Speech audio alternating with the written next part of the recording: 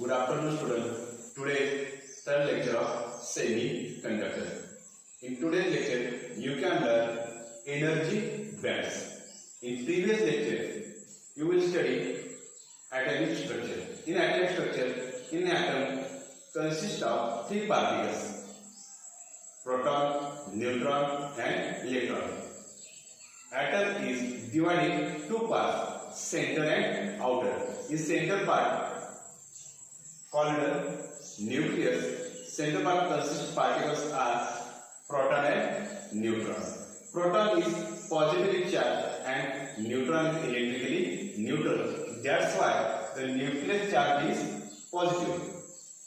In around the nucleus revolve electrons in cell. Electron is negatively charged. This why the nucleus and electrons is attract to each other. Number of protons is equal to number of electrons. The cell's electrons count by using 2n square formula. N is number of cell. काय सांगितले atomic structure मध्ये an atom consisted किती असतात atomic तीन particle consist असतात कोणते proton neutron आणि electron. त्याच्यामध्ये तुमचा जो ॲटम जो आहे तो काय करतो दोन पार्ट मध्ये वाटतो कुठला सेंटर आणि आउटर. सेंटर पार्ट मध्ये काय म्हणतो आपण न्यूक्लियस आणि आउटर पार्ट मध्ये काय असतात तुमच्या सेल. त्या न्यूक्लियस मध्ये काय असतात तुमचं प्रोटॉन आणि न्यूट्रॉन. प्रोटॉन वरती काय असतो पॉझिटिव्ह चार्ज आणि न्यूट्रॉन कसे असतात इलेक्ट्रिकली न्यूट्रल असतात. कसं असतात इलेक्ट्रिकली न्यूट्रल. त्यामुळे तुमच्या पूर्ण न्यूक्लियस वरती चार्ज कुठला येतो पॉझिटिव्ह. जे सेल आहे प्रोटॉन तुमच्या न्यूक्लियसच्या सोबत जे सेल असतात त्याच्यामध्ये काय असतात इलेक्ट्रॉन्स आणि त्याच्यावर चार्ज कुठला असतो निगेटिव्ह. त्यामुळे काय होतं तुमचा न्यूक्लियस आणि इलेक्ट्रॉन्स एकमेकांना काय होतात अट्रॅक्ट होतात. पॉझिटिव्ह न्यूक्लियस असेल तर काय असतं अट्रॅक्शन. बरोबर. नंबर ऑफ प्रोटॉन्स आणि नंबर ऑफ इलेक्ट्रॉन्स तसं असतात सेम. म्हणजे जेवढे प्रोटॉन असतील तेवढेच इलेक्ट्रॉन असतात. जर आपल्याला काय करायचं असतील तुमच्या सेलमध्ये जर इलेक्ट्रॉन काउंट करायचे असते तर कसे काउंट 2n स्क्वेअर ह्या फॉर्म्युला. आता 2n स्क्वेअर मध्ये n म्हणजे काय नंबर ऑफ सेल. तर बघा फर्स्ट सेल असेल तर याच्या ठिकाणी व्हॅल्यू किती येणार 1. 1 चा स्क्वेअर 1. 1 into 2 2 म्हणजे इलेक्ट्रॉन किती असणार फर्स्ट सेल मध्ये 2. सेकंड सेल असेल तर n ची व्हॅल्यू किती 2. 2 चा स्क्वेअर 4. 4 into 2 8 म्हणजे सेकंड सेल नंबर किती पाहिजे इलेक्ट्रॉन 8. बघा 1 2 3 4 5 6 7 8. अशा प्रकारे काय करू शकतो प्रत्येक सेल मध्ये काय करू शकतो इलेक्ट्रॉन काउंट करू शकतो. The last shell is called as valence shell and this shell present electrons called valence electrons. बघा लास्ट सेलला काय म्हणतो व्हॅलन्स सेल अँड अजून काय म्हणते त्यामध्ये जे प्रेझेंट इलेक्ट्रॉन असतात त्याला काय म्हणतो व्हॅलन्स इलेक्ट्रॉन. बरोबर. नंतर बघा एनर्जी लेवल. आता एनर्जी लेवल मध्ये काय झालं तुमचं ॲटॉमिक स्ट्रक्चर मध्ये इन्फॉर्मेशन झाली. त्यानंतर पाहणार आपण energy level. Each shell have its own energy. प्रत्येक सेलला काय असते त्याची स्वतःची एनर्जी असते. First shell electrons is tightly bound to the nucleus. First shell मध्ये जे इलेक्ट्रॉन असतात ते काय केलं तुमच्या न्यूक्लियस सोबत कसे टाइटली बाउंड केले असते. Fate we goes to the away from the nucleus that time bounding is loose. जसं तुम्ही काय होणार न्यूक्लियस पासून दूर जाणार आहे तसं बाउंडिंग कसं होणार आहे काय होणार लूज होणार आहे. कारण अट्रॅक्शन काय होणार कमी कमी होत जाणार आहे. Means in first shell energies is lower energy and last shell or valence shell energy is highest. त्यामुळे काय होणार आहे फर्स्ट सेल मध्ये एनर्जी कशी असणार आहे लोएस्ट असणार आणि लास्ट सेल मध्ये एनर्जी कशी असणार आहे हायेस्ट असणार आहे.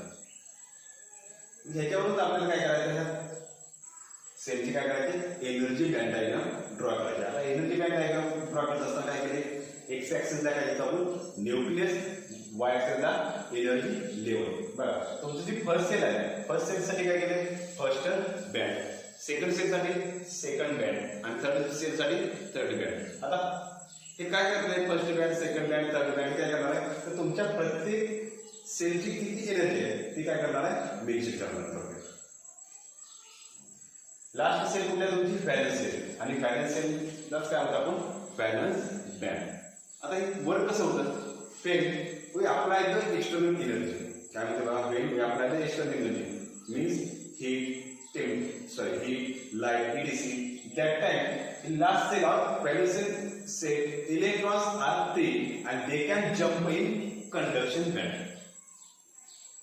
बघा म्हणजे ज्यावेळेस लास्ट सेलला काय करतो आपण एक्सटर्नल एनर्जी अप्लाय करतो. एक्सटर्नल एनर्जी म्हणजे काय करतो, हीट अप्लाय करतो किंवा लाईट अप्लाय करतो. त्यावेळेस काय होणार, एक्सटर्नल एनर्जीमुळे ते काय होणार, त्यातले जे इलेक्ट्रॉन होतात लास्ट सेलमध्ये म्हणजे व्हॅलन्स सेलमध्ये काय होणार, फ्री होणार आहे आणि ते कुठे जाणार तुमच्या कंडक्शन बँडमध्ये. Free electrons use to flow of current. Free electron काय करतो, कशासाठी यूज करतो, तुमचा करंट फ्लो करण्यासाठी करतो.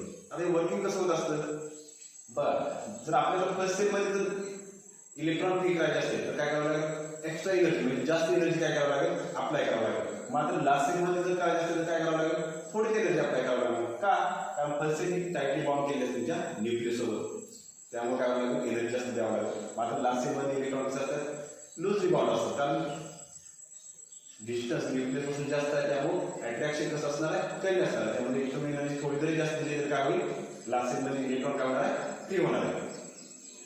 मग व्हॅलन्स बँड आणि कंडक्शन बँड त्याच्यामध्ये काय घेतले, forbidden gap. What is mean by forbidden gap, forbidden gap means energy gap.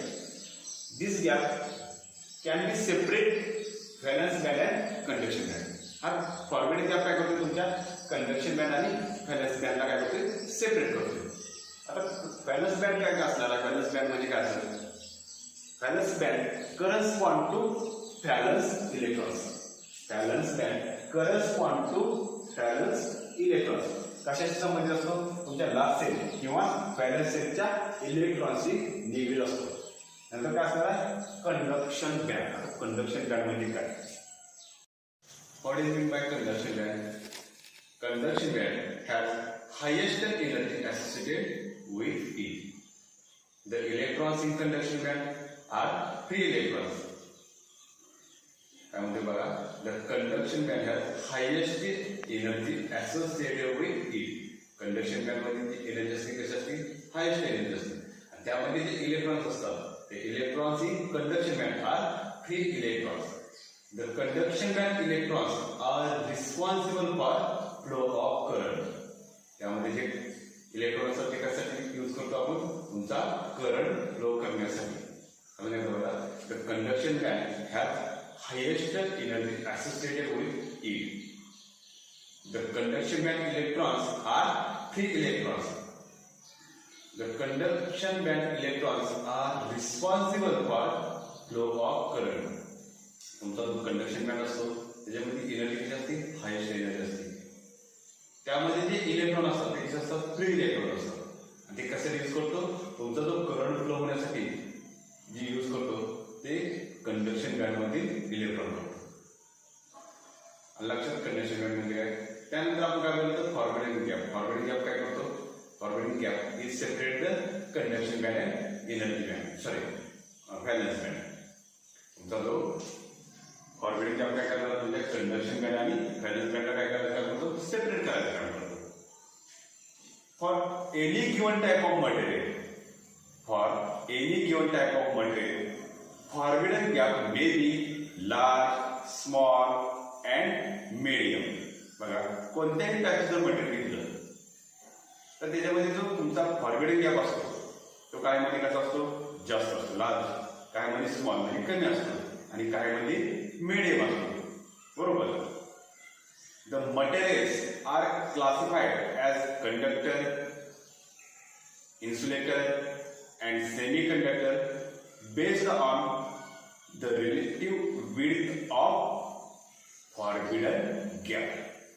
तुमचं कोणतंही जर मटेरियल घेतलं त्याचं क्लासिफिकेशन करायचं असेल कसं, कंडक्टर, सेमीकंडक्टर, इन्सुलेटर, तर ते कशावर डिपेंड असतं, त्याची जी विड्थ असते कशाची, फॉरबिडन गॅपची.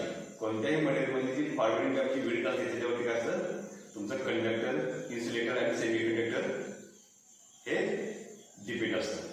काय म्हणते, कोणत्याही टाईपचं मटेरियल घेतलं तर त्याच्यामध्ये जो एनर्जी गॅप असतो, काही मध्ये कसा असतो एनर्जी गॅप कुठल्या कंडेन्सेशन बँड आणि व्हॅल्यूम बँडमध्ये लार्ज असतो, काही मध्ये काय असतो स्मॉल असतो, तर काही मध्ये मिडियम असतो. त्याच्यावरती काय होतं, तुमच्या त्या मटेरियलचा टाईप पडतात. कंडक्टर, सेमी कंडक्टर आणि इन्सुलेटर त्याची विड्थ किती आहे, त्या फॉरवर्डिंग गॅपची विड्थ जर जास्त असेल, कमी असेल किंवा मिडियम असेल तर त्याच्यावरती काय होतं, त्याचं टाईप पडतात. तर त्याचा फर्स्ट टाईप करणार आपण कंडक्टर.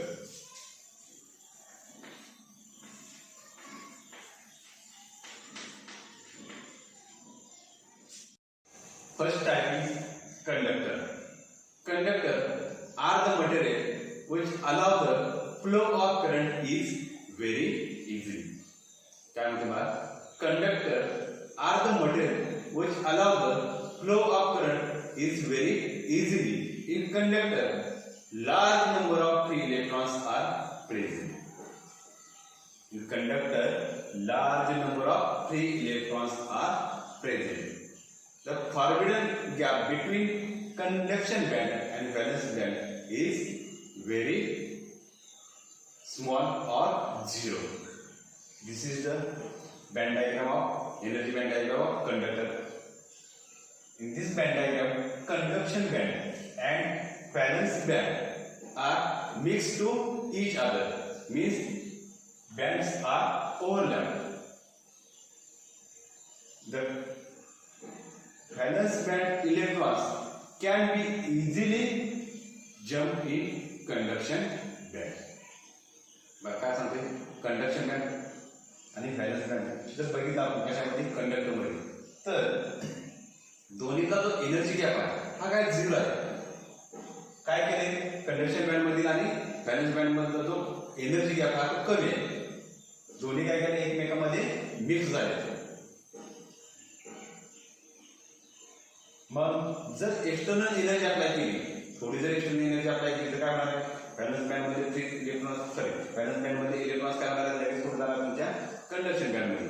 आणि कंडक्शन बँड कसं यूज करतो, फ्लो ऑफ करंट साठी.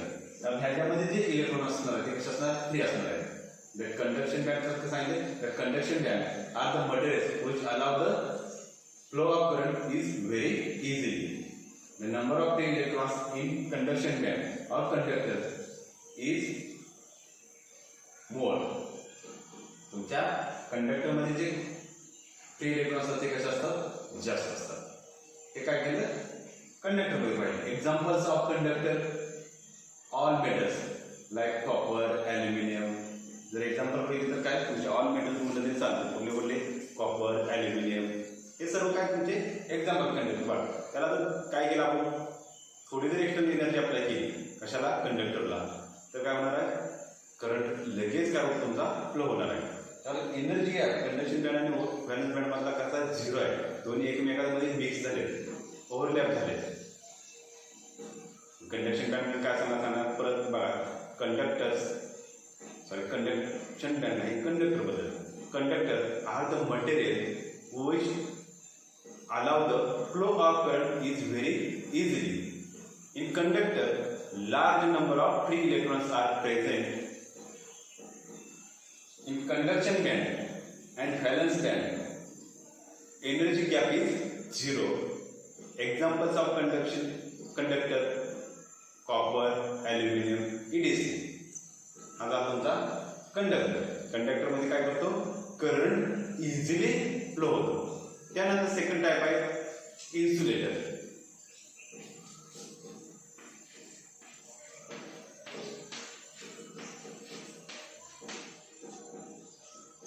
In insulator, large forwarding gap between conduction band and valence band.